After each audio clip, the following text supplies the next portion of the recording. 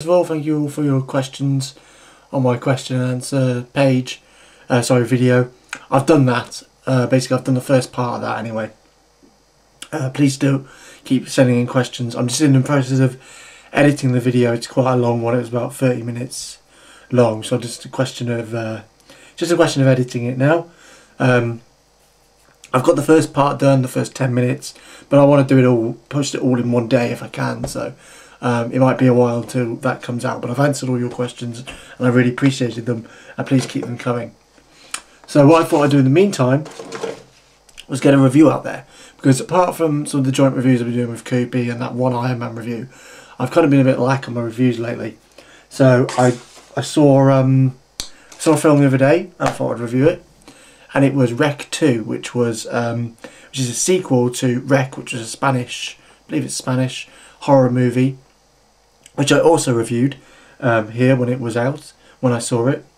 And basically Rec 2 kind of follows on 15 minutes after the events of the first Rec. And it's one of these handheld, Cloverfield style, with a camera like that style horror flicks. And in general, I wasn't all that scared by the first one. I thought it was well made, but I wasn't all that scared by it. And basically, that's pretty much the same here. I'd say this is kind of the closest to having like a film and then a sequel, and my opinions of both films are pretty much the same, but they're still good. It's not bad, it's just they're pretty much the same.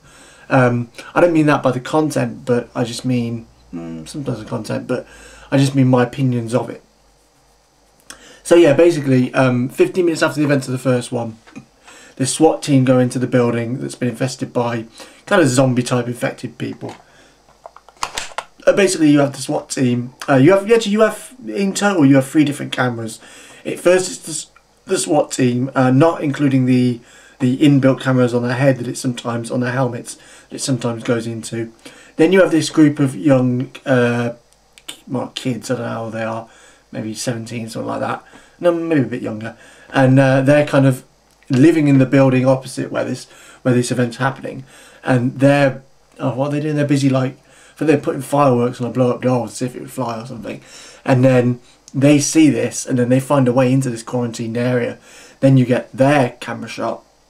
You also get a camera shot from another character who I won't say because it's quite key to the story. But in general, you had these 3 shots. And I really like that style, the camera style. I really enjoy that as a technique and as a hook for a movie. And yeah, I likened it to kind of like how Alien was kind of claustrophobic and on a small scale, and how this is a little bit more action packed.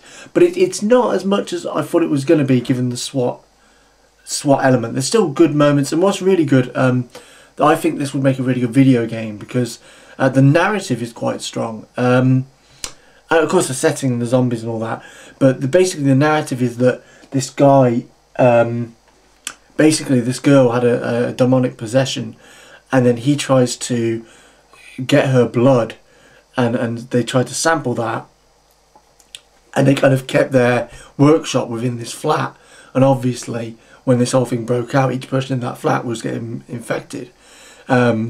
So it's like almost like a Bioshock kind of playing God kind of thing, which was really interesting. The whole religious undertones, which I think were hinted at in the first one, near the latter part of the first. They walked into this room and there was religious iconography around and all that kind of stuff. That's gone into a lot further, and I think on a narrative standpoint it really makes this a strong film. I don't think it's as scary as I said as I hoped it would be. I mean, there's scary stuff in there, obviously. I mean, I can see how this stuff in there would be scary, but just me, it just didn't scare me as much. I was just more impressed by the story, the acting. Some of them were quite good. A few were a bit off. The lighting, the mode of the camera. All that kind of stuff. I liked it more from a filmmaking standpoint, which is rare for me, really. I don't usually take notice of that. And from a narrative standpoint.